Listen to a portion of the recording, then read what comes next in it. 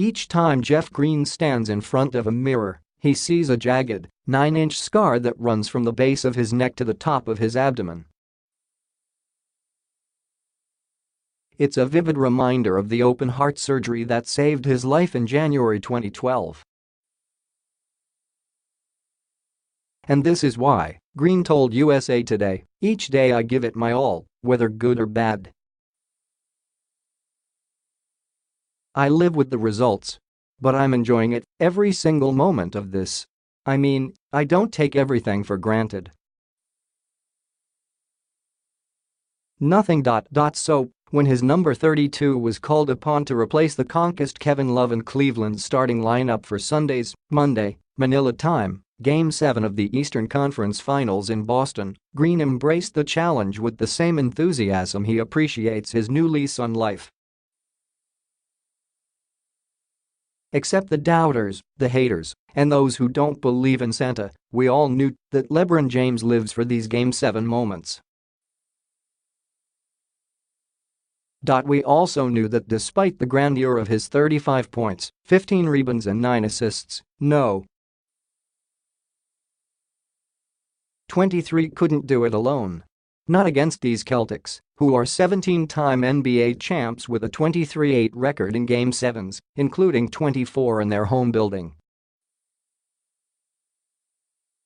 It didn't matter to Green, a 6'9", 235-pound former Celtic.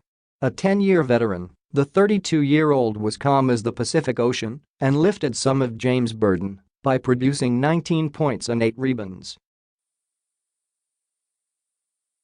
He shot 7 of 14 from field, and his dagger 3 pushed Cleveland ahead for good, 74-72 with 5:44 to go.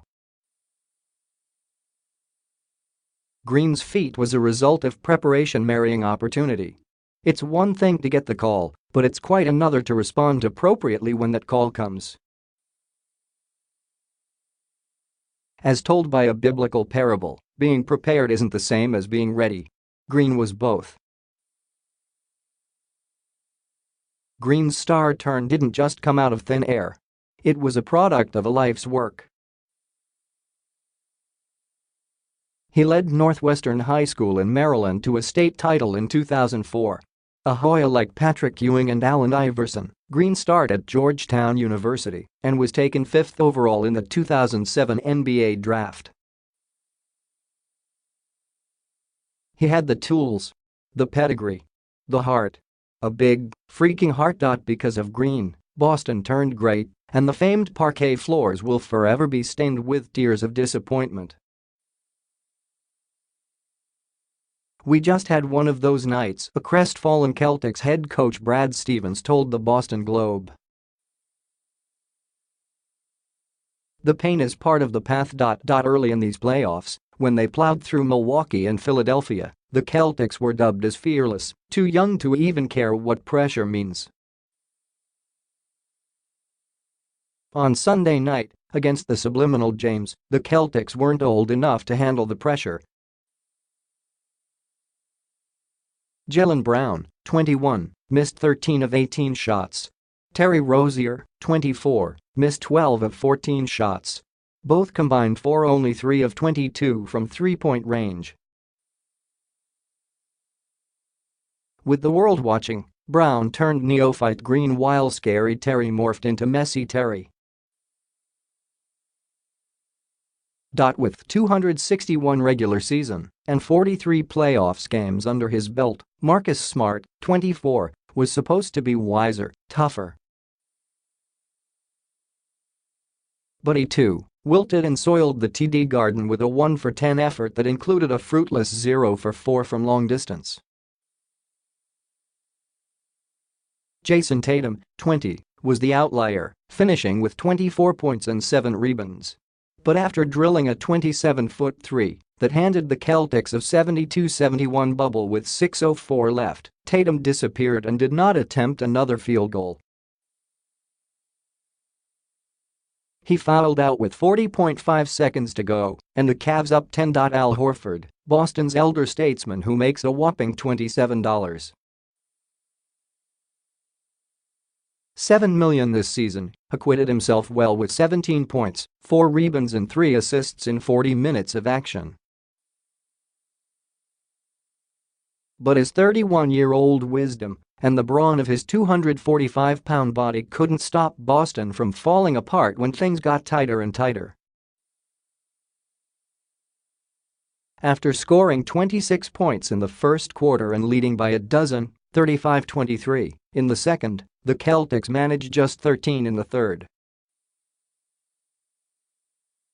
They finished 29 of 85 from the field, 34.1%, 7 of 39 from three-point range, 17.9%, and 14 of 19 from the free throw line, 73.7%. The Cavaliers, meanwhile, converted 30 of 66 shots, 45.5%, and 9 of 35 from three-land, 25.7%. They were out-rebounded 42-41.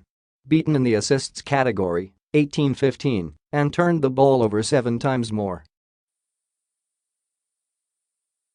But in a thriller pelted with 6 ties and 9 lead changes, Cleveland won the Battle of Wills. J.R. Smith had 12 points and 3 threes. Tristan Thompson had 10 points and 9 boards. George Hill registered only 6 points and 2 assists, but his reverse layup with 1:16 remaining shoved the Cavs ahead for good, 81-74. In a season fraught with upheaval, suffering, and doubt, LeBron James is back to the NBA Finals. For the 8th straight time. The journey took 100 games and LeBron, now 33, is demonstrably tired.